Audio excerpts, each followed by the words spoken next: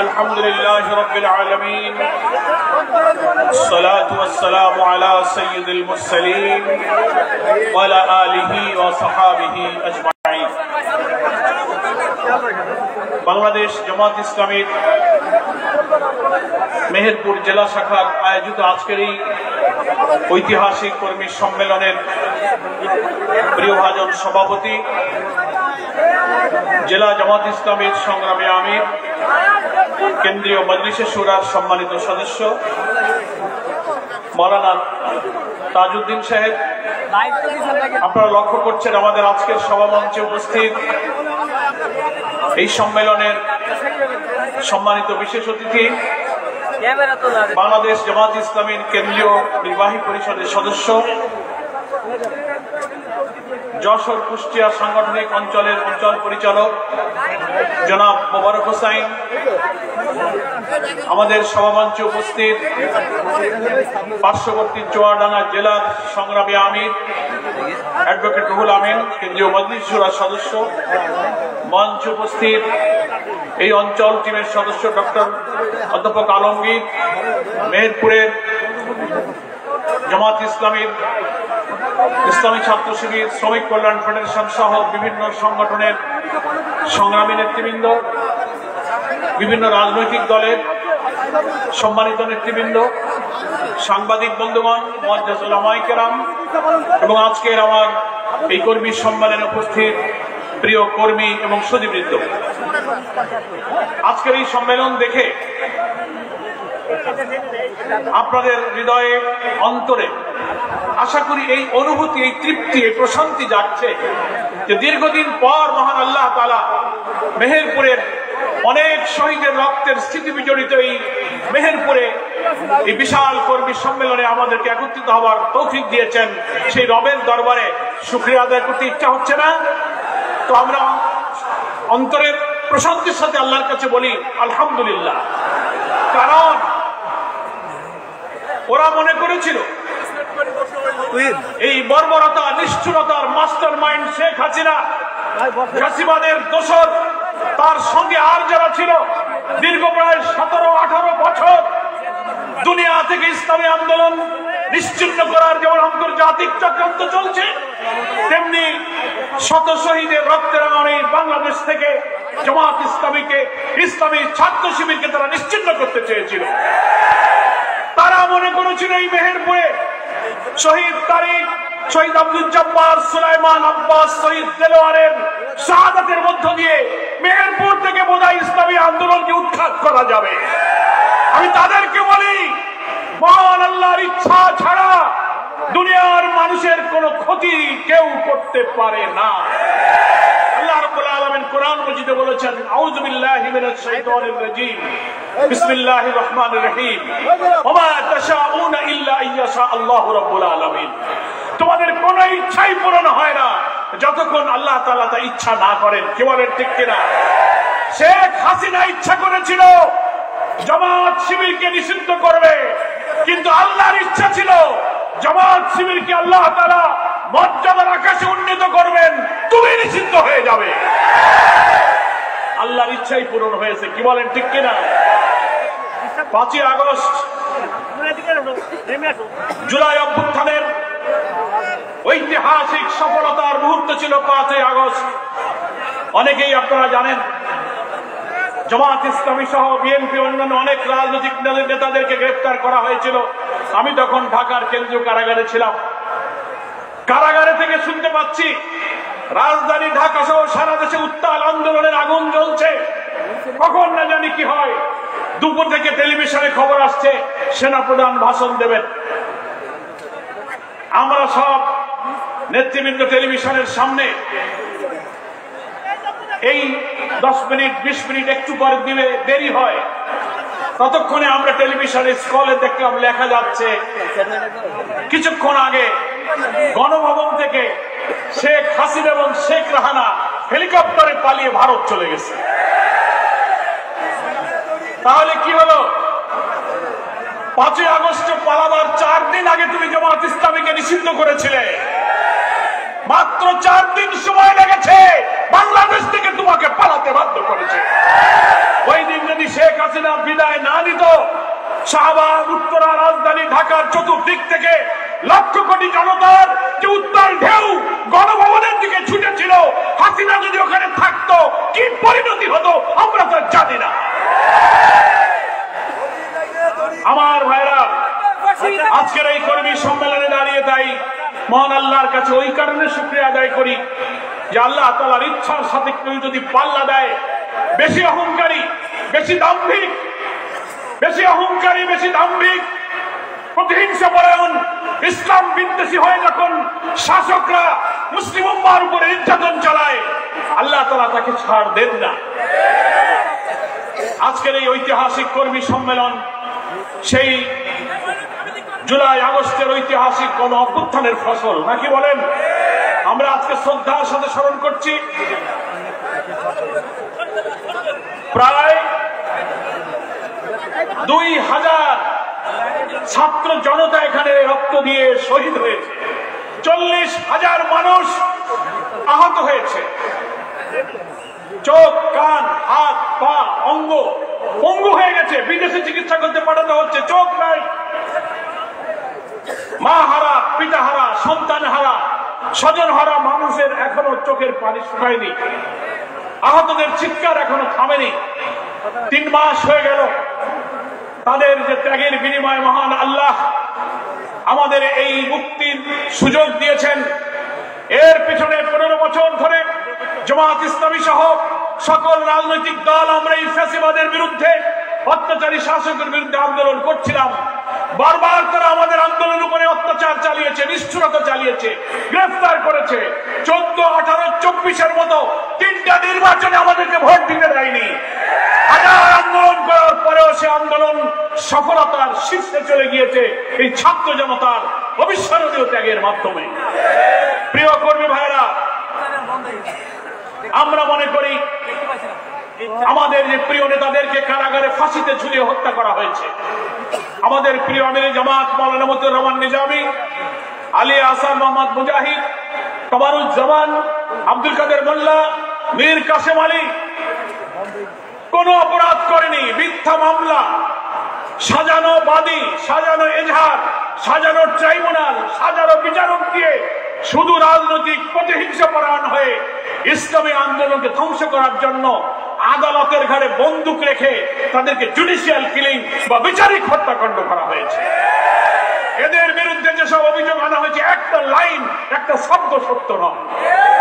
এরপরে অধ্যাপক গোলাম আজম, মাওলানা আবুল কালাম মোহাম্মদ ইউসুফ, মাওলানা আব্দুস সোবহান, সাতক্ষীরার এমপি আব্দুল খালেক মন্ডল, অধ্যাপক নাজির আহমদ এবং আরো অনেক শীর্ষ নেতৃবৃন্দকে মিথ্যা মামলা দিয়ে কারাগারে তিলে তিলে আটকে রেখে তাদেরকে হত্যা করা হয়েছে। কার ফাঁসি, কার রক্ত, কার ইখলাস, কার নিয়ত আল্লাহর কাছে কবুল হয়েছে আমরা জানি না, তবে 5ই আগস্ট আসমান থেকে নিশ্চয়ই আল্লাহর কোন প্রিয় বান্দার ত্যাগের বিনিময়ে আল্লাহ আমাদের প্রতি এই করুণা, এই ক্ষমা নাজিল করেছেন। আল্লাহ তাআলা আমাদের প্রিয় শহীদ, প্রিয় নেতৃবৃন্দের শাহাদাতকে কবুল করুন। এই মেহেরপুর স্বাধীনতা সংগ্রাম বাংলাদেশের রাষ্ট্র বিনির্মাণের এক ঐতিহ্যবাহী জনপদ, কি বলেন ঠিক কিনা? এই জনপদ ইসলামী আন্দোলনের একটি উর্বর জনপদ। ইসলামী আন্দোলনের অপরাধে তরুণ ছাত্র নেতা শহীদ তারিক মোহাম্মদ সাইফুল ইসলাম, শহীদ আব্দুল জব্বার, শহীদ সুলাইমান শেখ, শহীদ আব্বাস আলী, শহীদ দেলোয়ারের রক্তের শাহাদাতের স্মৃতির কথা আমরা আজকে স্মরণ করছি। তারা যদি আজকে জীবিত থাকতো আজকের এই ঐতিহাসিক সম্মেলনে তারা শরীক হতে পারত। কি বলেন ঠিক কিনা? আমার খুব মনে পড়ছে এই মেহেরপুর জেলার সাংগঠনিক কাজকে গুছিয়ে গ্রামে গঞ্জে রাস্তাঘাটে অলিতে গলিতে পাড়ায় মহল্লায় যিনি সফর করেছেন, যার ঘাম শ্রম মিশে আছে এই মাটির সাথে, আমাদের সেই প্রিয় জেলা আমির আলহাজ সমীরউদ্দিন সাহেব। দীর্ঘদিন অসুস্থ থাকা অবস্থায় আল্লাহ তাআলা তাকে নিয়ে গিয়েছেন। আমার খুব প্রিয় বন্ধু ছিল উনি। যখন জেলা আমির ছিলেন আমি সাংগঠনিক দায়িত্বে এখানে বারবার এসেছি, উনার বাসায় থেকেছি, উনার পরিবারের সাথে ঘনিষ্ঠ হয়েছে। মাঝখানে আমেরিকায় উনি চলে গেলেন, যাবার আগে বিদায় নিয়ে গেলেন।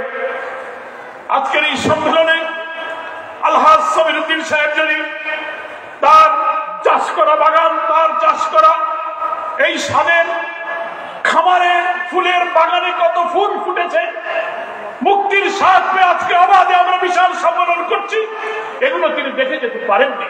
কিন্তু মহান আল্লাহর কাছে আমরা তার জন্য এবং তার আগে যারা জেলা আমির বিভিন্ন সময় দায়িত্ব পালন করে এই ময়দানকে আন্দোলনের ঘাঁটি বানাতে শ্রম ঘাম দিয়েছেন, পরিশ্রম করেছেন, মেধা দিয়েছেন, ত্যাগ কোরবানি দিয়েছেন, যার বিনিময়ে মেহেরপুর আজকে ইসলামী আন্দোলনের একটি দুর্জয় ঘাঁটিতে পরিণত হয়েছে।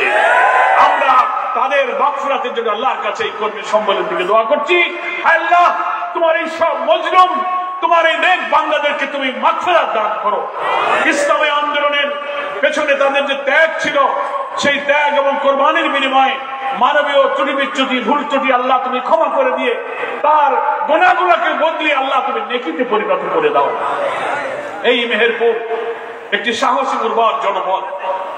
শত শত নেতা কর্মীদেরকে এই 15 বছর এই ফাসিবাদী কর্তৃত্ববাদী খুনি মাস্টার মাইন্ড শেখ হাসিনা তার পেটোয়া পুলিশ বাহিনী দিয়ে গ্রেফতার করে কারাগারে এনেছে। হাজার হাজার লোক মামলা খেয়েছে। কি বলেন ঠিক কিনা?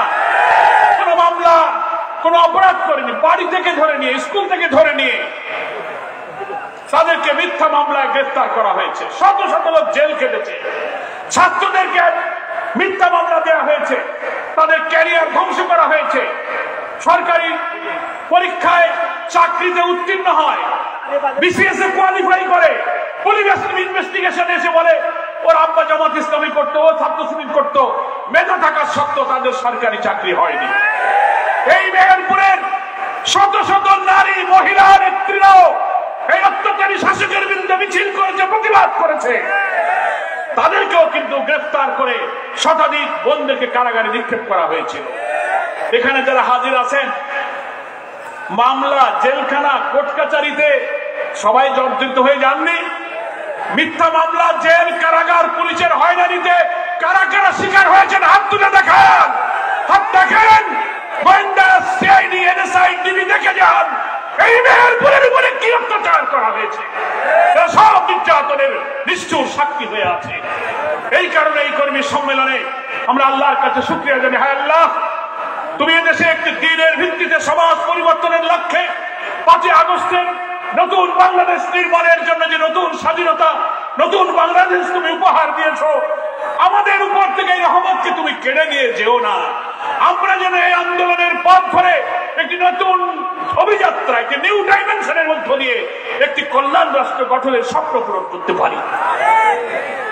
আমার প্রিয় কর্মী ভাইয়েরা, আজকে যেহেতু কর্মী সম্মেলন, আমি আপনাদের কাছে কয়েকটি আহ্বান জানাতে চাই। তার একটা হলো আল্লাহর এই যে করুণা, আল্লাহর এই যে ক্ষমা, আল্লাহর এই যে রহমত, এই অত্যাচারী জালেমের হাত থেকে আজকে যে মুক্তির স্বাদ, হাজার ছাত্র জনতার যে রক্ত, কুরবানি, জেল, জুলুম, ফাঁসি, এর বিনিময়ে আল্লাহ যে আমাদেরকে রহমত করলেন, আমাদেরকে এই রক্তের ঋণ আদায় করতে হবে, এই শুকরিয়া আমাদেরকে আদায় করতে হবে। কি বলেন ঠিক কিনা? সেটা কিভাবে আদায় হবে?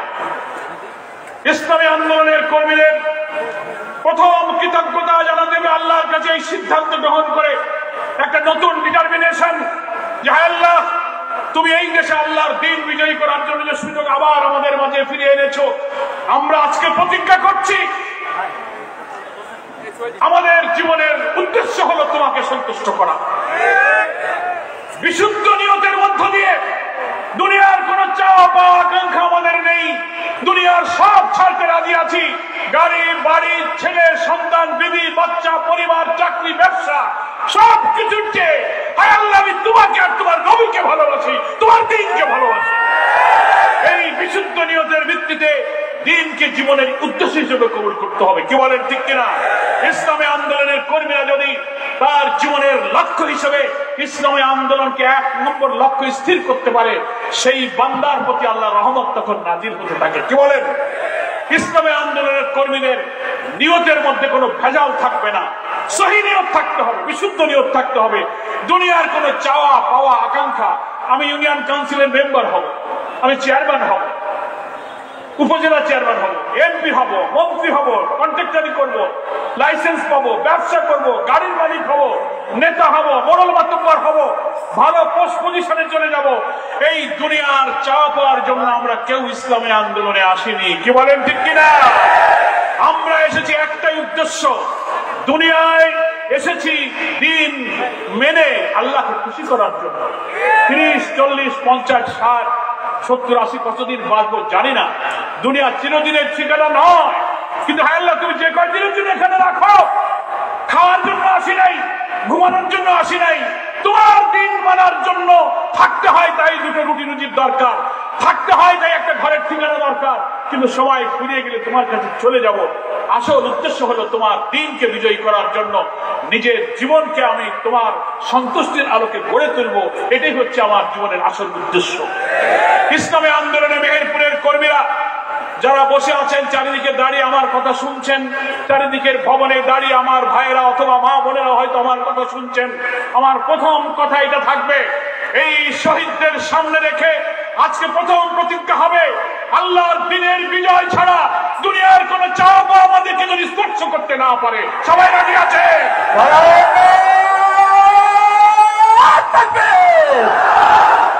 আমার দ্বিতীয় কথা, ইসলামী আন্দোলনের কর্মীদের জন্য আমার দ্বিতীয় কথা হলো, এই কর্মী সম্মেলন থেকে আজকে প্রতিজ্ঞা করব, অনেক ঝড় ঝাপটা বিপদ আপদ শাহাদাত মিটিং মিছিল ক্রস ফায়ার নিষ্ঠুরতার একটা পর্যায়ে আমরা পার করেছি।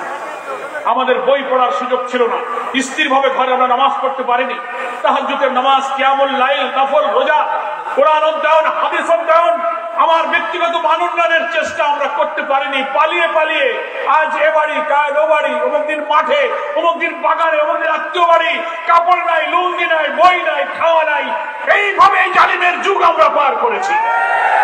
এখন আমরা প্রতিজ্ঞা করব, আমরা ইসলামের যথার্থ জ্ঞান পড়াশোনা, যেটা আল্লাহর কালাম কোরআন মজিদে ওহীর মাধ্যমে নির্ভুল জ্ঞানের উৎস পবিত্র কোরআনকে অর্থসহ বুঝে পড়বো, নবীর হাদিস পড়বো, ইসলামী সাহিত্য পড়ে আমার জ্ঞানের সমস্ত দরজাকে উন্মুক্ত করে ইসলামের সকল দিক এবং বিভাগ সম্পর্কে আমার জ্ঞান অর্জন করে যে ইসলাম আমি কায়েম করতে চাই, ইসলামের যে কল্যাণ, ইসলামের যে সৌন্দর্য দিয়ে দুনিয়াকে রাঙাতে চাই, মানুষের জীবনকে ধন্য করতে চাই, সেই ইসলাম সম্পর্কে মানুষকে বোঝানোর জন্য আমার নিজের জ্ঞানের জগৎকে আজকে সমৃদ্ধ করতে হবে।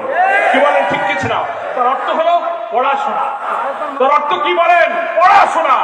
প্রতিদিন সকালে কোরআন অর্থসহ বুঝে পড়া, 2-4টা হাদিস পড়া, ইসলামী বই কমপক্ষে 10 পৃষ্ঠা, তার বেশি হবে, কম হবে না। রিপোর্টটা রাখবো, মাসে আমার আয় করা টাকা থেকে কিছু আল্লাহ রাস্তায় দেব, দাওয়াত বৈঠক আদির খবর পেলে বৈঠকে যাব, মানুষের দুঃখ কষ্ট সামাজিক কাজে লিপ্ত হব। এই কাজ করে আমি আমার জ্ঞান অর্জন এবং তৎপরতা চালিয়ে নিজের মান আমি বৃদ্ধি করার চেষ্টা করব। অর্থাৎ আমি যারা সহযোগী সদস্য আছি তারা কর্মী হবে, যারা কর্মী আছি তারা রুকন হবে, যারা রুকন আছি তার জ্ঞান, নামাজ, ইবাদত, আনুগত্য, পরিবার, চরিত্রের মানকে আরো উন্নত করে পূর্ণ মুসলমানের জন্য চেষ্টা করব। সবাইকে আমরা রাজি আছি? এইটা হলো দ্বিতীয় দফা। এটা কত দফা? জ্ঞান অর্জন। মনে থাকবে তো? প্রথম দফা কি বলছি? বিশুদ্ধ নিয়ত। দুনিয়ার চাওয়া পাওয়া নেই, একটা নিয়ত, আল্লাহ তোমাকেই চাই, তোমাকে খুশি করতে দুনিয়ার সব ছাড়তে রাজি, কিন্তু দুনিয়া পাওয়ার জন্য তোমাকে ছাড়তে রাজি না। এই নিয়ত থাকবে আমাদের। আর যে ইসলাম ইসলামের দাওয়াত মানুষকে দিই, সেই ইসলামের জ্ঞানার্জনের জন্য ইসলামী আন্দোলনের কর্মীরা পড়াশোনায় আমাদের মনোযোগ দিতে হবে। যদি আমরা এইসব শুকরিয়া আদায় করে ইবাদত বন্দেগী পড়াশোনা জ্ঞান চরিত্র আমরা না তৈরি করি, তো আল্লাহর পরীক্ষা আবার আমাদের পরে আল্লাহ না করে আসতে পারে। তোমাদের তো সুযোগ দিলাম, এখন তো পালানো লাগে না, এখন তো বাড়ি ঘরে থাকতে পারো, এখন তো আর মামলা দেয় না, এখন তো পুলিশ ধরে না। যাই হোক, বাড়ি ঘরে থেকে তো কাজ করো। তুমি সকালে কোরআন পড়ো না কেন? নামাজে মসজিদে যাও না কেন? ইয়ানাত বাকি পড়ে কেন? আল্লাহ তাআলা আমার এই গাফেলতি অলসতার জন্য আমাদের উপরে যদি নারাজ হয়ে যায়, তাহলে আল্লাহ না করুক আমাদের জন্য যদি আবার কোনো কঠিন পরীক্ষা এসে পড়ে। কি বলেন, ঠিক কিনা? আল্লাহ বলছেন লাইন শাকারতুম লাযিদান্নাকুম, যারা আল্লাহর নিয়ামতের কৃতজ্ঞতা স্বীকার করে আল্লাহ তাদের নিয়ামত আরো বাড়িয়ে দেন। কি বলেন, ঠিক কিনা? আমাদের আল্লাহর এই করুণা, আল্লাহর এই ক্ষমার শুকরিয়া আমরা যদি আদায় করতে পারি, হতে পারে এই মেহেরপুরের ঘরে ঘরে ইসলামী আন্দোলনের রুকন সদস্য শিবির তৈরি হবে, এখানে ইসলামী আন্দোলনের ঘাঁটি গড়ে উঠবে। আর তৃতীয় দফা হলো আমাদের চরিত্র, আখলাক, লেনদেন, কথাবার্তা, পরিবার, স্ত্রী, সন্তান, প্রতিবেশী, ব্যবসায়িক বন্ধু, চাকরির কলিগ, সমাজ, যাদের সাথে আমি চলাফেরা করি, আমার চরিত্র, আমার কাজ এত সুন্দর হবে যেন আমাকে দেখে লোকেরা বুঝতে পারে যে এটাই হচ্ছে ইসলাম। নাকি বলেন? আমার লেনদেন, আমার চলাফেরা, আমার কথা, আমার পরিবার, আমার স্ত্রী, সন্তানদেরকে দেখে অন্যরা বুঝবে, দেখো এরা ইসলামের কথা মুখে বলে, এদের চরিত্রের দিকে তাকালে ইসলামকে খুঁজে পাওয়া যায়। চরিত্র এবং কাজ আমাদের সুন্দর করতে হবে। আমরা কি পারবো? আজকের এই কর্মী সম্মেলনে তাহলে আমি এই আশা নিয়ে আমার এই তিনটে দফা শেষ করে আমি দেশের পরিস্থিতি নিয়ে কোনো কথা বলতে চাই। তাহলে এই তিনটে দফা কি কি? নিয়তকে বিশুদ্ধ করতে হবে। আমার সঙ্গে বলেন, নিয়তকে কি বিশুদ্ধ? আল্লাহর সন্তুষ্টি ছাড়া দুনিয়ার কিছু পাওয়া আমার লক্ষ্য নয়। দুনিয়ার কোন পদ পদবী সম্পদ টাকা পয়সা দরকার নেই। দুই হলো ইসলামকে জানা বোঝার জন্য যা শিখেছি, এখন সুযোগ পেয়েছি আর বেশি করে কোরআন হাদিস পড়বো। সবাই রাজি আছি? তিন হলো সেই কোরআন হাদিসের আলোকে আমার জীবন চরিত্রকে সুন্দর করব, আমানতের খেয়ানত করব না, ফরজ ওয়াজিব মানবো, কবিরা গুনাহ থেকে বাঁচবো, মিথ্যা বলবো না, গীবত পরচর্চা করব না, লেনদেন, ওয়াদা, ব্যবসা বাণিজ্য যত কষ্ট হোক হারাম খাবো না, আমানত ওয়াদা রক্ষা করে দুনিয়ার সব মানুষের চেয়ে শ্রেষ্ঠ মানুষের প্রমাণ আমরা দিতে থাকবো। তাহলেই আজকের এই কর্মী সম্মেলন থেকে আমরা আশা করি এই মেহেরপুরে নতুন 25 সাল আসতেছে, নির্বাচনের বছর। আমরা এই মেহেরপুরের সব আসনে নির্বাচনের জন্য প্রার্থী দিয়ে নির্বাচন করার জন্য প্রস্তুতি নিতে যাচ্ছি। আপনারা কি প্রস্তুত আছেন? তবে কর্মীদের চরিত্র আর জ্ঞান না বাড়লে মানুষ কেন আমাদেরকে ভোট দেবে? আমাদের টাকা নেই, অস্ত্র নেই, আমরা মাস্তানি করতে পারি না, কিন্তু চরিত্র দিয়ে মানুষের মন জয় করতে হবে। সেই কোরআন হাদিস পড়ে আমরা চরিত্র অর্জন করব। প্রিয় কর্মী ভাইয়েরা, বাংলাদেশের রাজনৈতিক পরিস্থিতি যদিও 5ই আগস্টের পরে একটা নতুন পরিবর্তন হয়েছে, কিন্তু নতুন করে ষড়যন্ত্র কিন্তু শুরু হয়েছে। টের পাচ্ছেন তো? যেই বিপ্লব হয়ে গেল সাথে সাথে পাল্টা প্রতি বিপ্লবের ষড়যন্ত্র। বিচারপতিরা হাইকোর্টে আওয়ামী ফ্যাসিবাদের দোসর প্রধান বিচারপতি, সুপ্রিম কোর্ট, হাইকোর্ট, আপিল ডিভিশনের কিছু দলবদ্ধ বিচারপতিরা গোপনের ষড়যন্ত্র করে হাইকোর্টে মিটিং করলো। ডক্টর প্রফেসর ইউনূসের নেতৃত্বে অন্তর্বর্তীকালীন সরকারকে তারা বাতিল করে অবৈধ করবে বলে আদালতে একটা ফুল কোর্ট মিটিং ডেকে দিয়েছিল। ছাত্র জনতা এই খবর পেয়ে ওই দিন সকাল 9টার মধ্যে হাইকোর্ট ঘেরাও করে এই দলবাজ বিচারপতিদের পদত্যাগে বাধ্য করেছিল। সেদিন যদি তারা ওইটা বাতিল করতে পারত, তাহলে 5ই আগস্টের বিপ্লব, এত রক্তদান কিন্তু ব্যর্থ হয়ে যেত। কি বলে? এরপরে অমুসলিম হিন্দু, বৌদ্ধ, খ্রিস্টানদেরকে উস্কিয়ে দিল। কারণ দিল্লিতে বসে খুনিদের মাস্টার মাইন্ড তো ঘুমায় নাই, কাজে ব্যস্ত আছে। ওখান থেকে ষড়যন্ত্র করে বিভিন্ন এজেন্সির মাধ্যমে বাংলাদেশে অরাজকতা, অস্থিতিশীলতা তৈরি করে সরকারকে বেকায়দায় ফেলে বুঝাতে চায় যে অমুসলিমরা আওয়ামী লীগ না থাকলে নিরাপদে থাকে না, তাই এই সরকার ব্যর্থ হয়েছে। বিপ্লবের পর তারা মন্দিরে অমুসলিমদের ধর্মীয় প্রতিষ্ঠানে হামলার ষড়যন্ত্র করে উস্কে দিয়ে এদেশের সংখ্যালঘুরা নিরাপদ নয় এই কথা বলতে থাকলো। আমরা এই ষড়যন্ত্র রুখে দিয়েছি। জামাত শিবিরের লোকেরা পূজার মৌসুমে হিন্দু ভাইদের সাথে মিলেমিশে তাদের ধর্ম পালনে সাহায্য করেছি। লাঠি হাতে মন্দির পাহারা দিয়ে সাম্প্রদায়িক সম্প্রীতির উজ্জ্বল দৃষ্টান্ত আমরা স্থাপন করেছি। সেই চক্রান্ত ব্যর্থ হয়েছে। আনসার কাণ্ড, জনপ্রশাসনে এ দাবি সে দাবি, 15 বছরের কোনো খবর নাই, এখন সব দাবি পূরণ করা লাগবে, সরকারকে বেকায়দায় ফেলা লাগবে। এগুলো হচ্ছে নতুন করে ওই ফ্যাসিবাদকে এই দেশে নিয়ে আসার একটা চক্রান্ত। এই চক্রান্ত এখনো চলছে।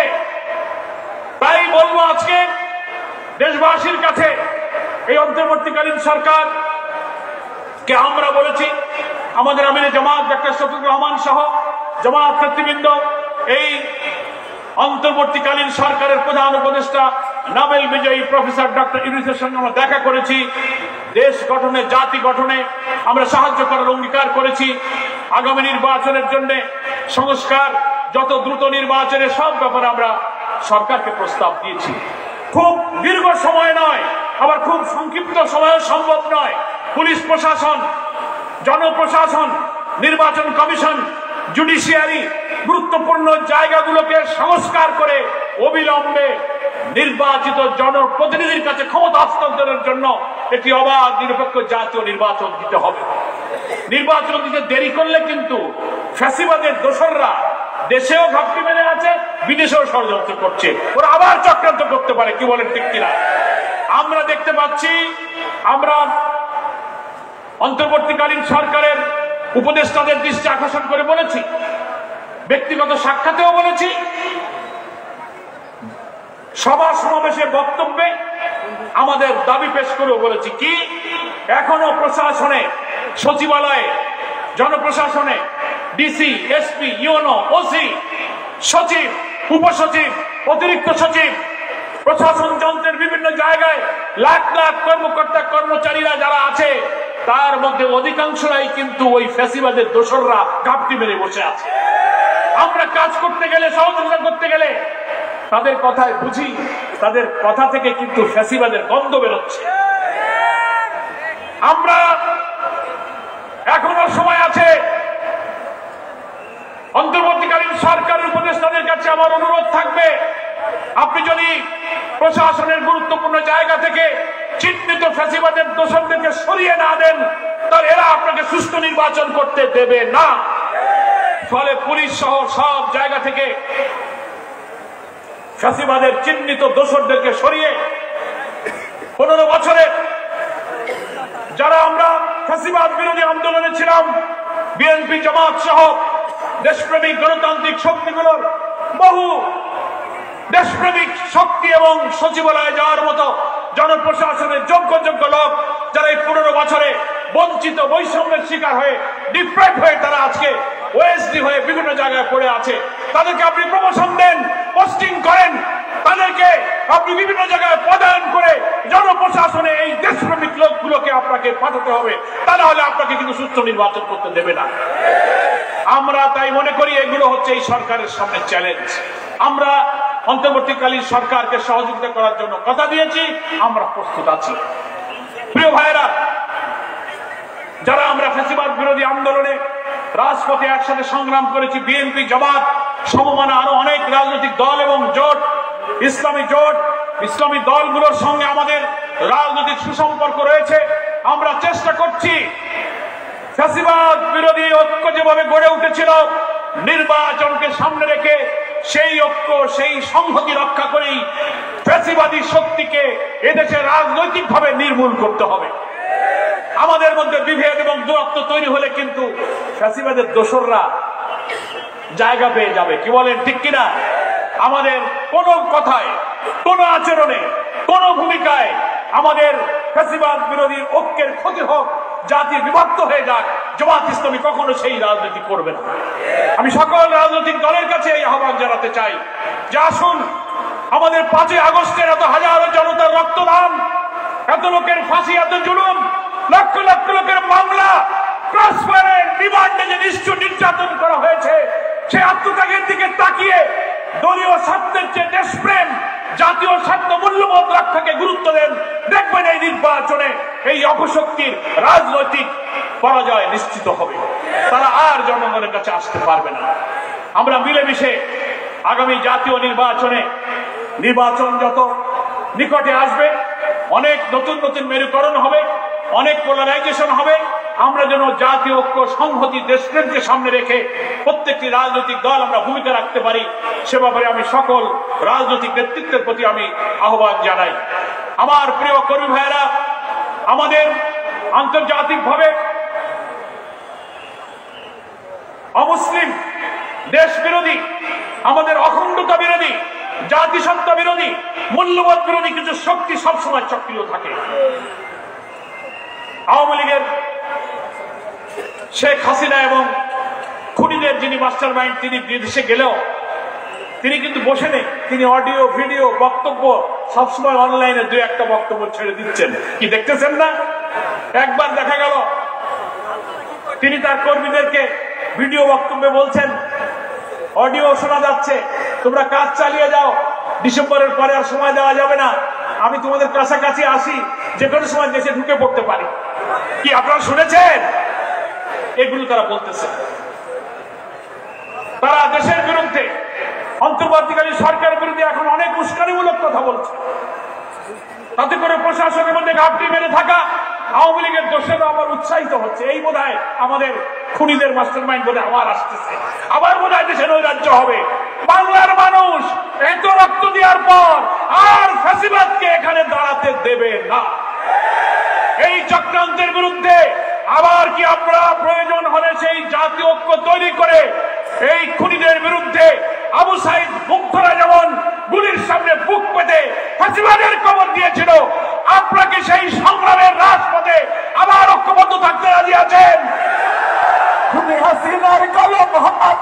প্রিয় ভাইয়ের আমার, বাংলাদেশে আমি তাই বলবো, এখানে সরকারের অনেক গোয়েন্দা সংস্থা, অনেক এজেন্সির লোকেরা হয়তো দায়িত্ব পালন করছেন। আপনার সরকারের কাছে জনগণের সঠিক সেন্টিমেন্ট, তারা কি চায়, জনগণের কি আকাঙ্ক্ষা, এটা আপনারা সরকারের কাছে পৌঁছে দেবেন। সরকার পরিচালনায় কেউ যেন ভুল পথে কেউ পরিচালনা করতে না পারে। গুরুত্বপূর্ণ সিদ্ধান্ত, গুরুত্বপূর্ণ পদে লোক পদায়নের ক্ষেত্রে, লোক নিয়োগের ক্ষেত্রে যদি হিসাব কিতাবে ভুল হয়ে যায়, তাহলে কিন্তু আবার ওই খুনিরা, ওই গণতন্ত্র বিরোধীরা, ওই দেশ বিরোধীরা আবার কিন্তু এই জাতির ঘাড়ে চেপে বসতে পারে। মনে রাখতে হবে, এত রক্তে, এত ত্যাগের বিনিময়ে অর্জিত নতুন বাংলাদেশকে আমরা আর নষ্ট হতে দেব না ইনশাআল্লাহ। আমি সরকারের সকল প্রশাসনকে কথা দিচ্ছি, জামাত ইসলামীর লোকেরা অন্তর্বর্তীকালীন সরকারকে একটি সুষ্ঠু নির্বাচনে সব ধরনের সহযোগিতা করতে প্রস্তুত আছে।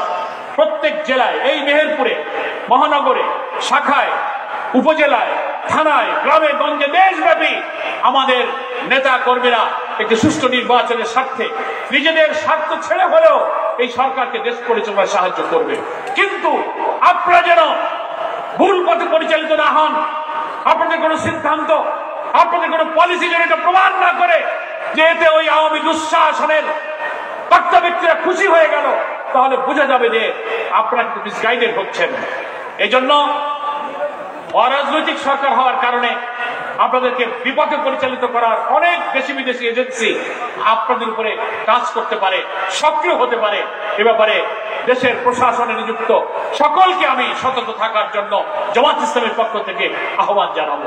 পরিশেষে আমি আপনাদের কাছে আহ্বান জানাবো যে আমাদের এই প্রিয় জন্মভূমি বাংলাদেশ, এই দেশের 47-এ একবার স্বাধীন হয়েছে, 71-এ আমরা আবার একটি বৈষম্য বঞ্চনা থেকে মুক্তি পেয়ে মুক্ত বাংলাদেশ পেয়েছি।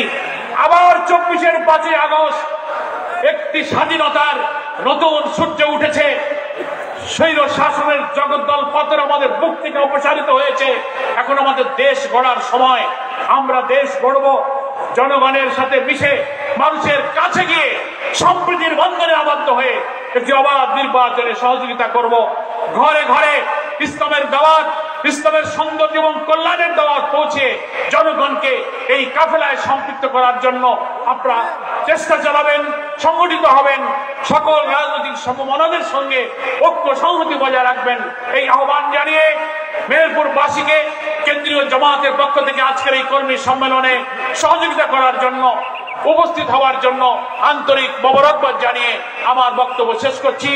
আল্লাহ তাআলা আমাদেরকে তার দ্বীনের জন্য কবুল করুন। ওমা তৌফিকি ইল্লা বিল্লাহ, হাযা মা ইনদি ওয়াল ইলমু ইনদাল্লাহ, আলাইহি তাওয়াক্কালতু ওয়া ইলাইহি উনীব। আসসালামু আলাইকুম ওয়া রাহমাতুল্লাহি ওয়া বারাকাতুহু। যে সম্মানিত ভাইরা, আসসালামু আলাইকুম। জেলা সংগঠনের পক্ষ থেকে আজকের এই কর্মী সম্মেলনের সম্মানিত প্রধান মেহমান, অনেক সময় ঝুঁকি নিয়ে ঝুঁকি ঝামিয়ে ভুলে মেহেরপুরে আসার জন্য আমাদের পক্ষ থেকে ধন্যবাদ জানাচ্ছি এবং জেলার বিভিন্ন গ্রাম থেকে আগত কর্মী ভাইদেরকে ধন্যবাদ জানাচ্ছি সময়ের কুরবানি করে এখানে আসার জন্য। আমাদের সম্মানিত মেহমান বৃন্দ আমাদের মাঝে উপস্থিত হয়েছেন, এই জন্য সম্মানিত মেহমান বিন্দুকে ধন্যবাদ জানাচ্ছি। সকলকে আন্তরিক মুবারকবাদ জানিয়ে সাংবাদিক ভাইরা আমাদের সেই দুপুর থেকে সময় দেওয়ার কারণে আমাদের পক্ষ থেকে ধন্যবাদ জানাচ্ছি। প্রশাসনের ভাইরা সারাটা দিন আমাদের সাথে সময় দিয়েছেন এবং অক্লান্ত পরিশ্রম করেছেন, এজন্য জেলা জামাতের পক্ষ থেকে আপনাদেরকে ধন্যবাদ জানাচ্ছি। সবার মঙ্গল কামনা করে আজকের প্রোগ্রামের এখানে ইতি ঘোষণা করছি। আল্লাহ হাফেজ। আসসালামু আলাইকুম ওয়া রাহমাতুল্লাহি ওয়া বারাকাতুহু। সুবহানাকাল্লাহুম্মা ওয়া বিহামদিকা।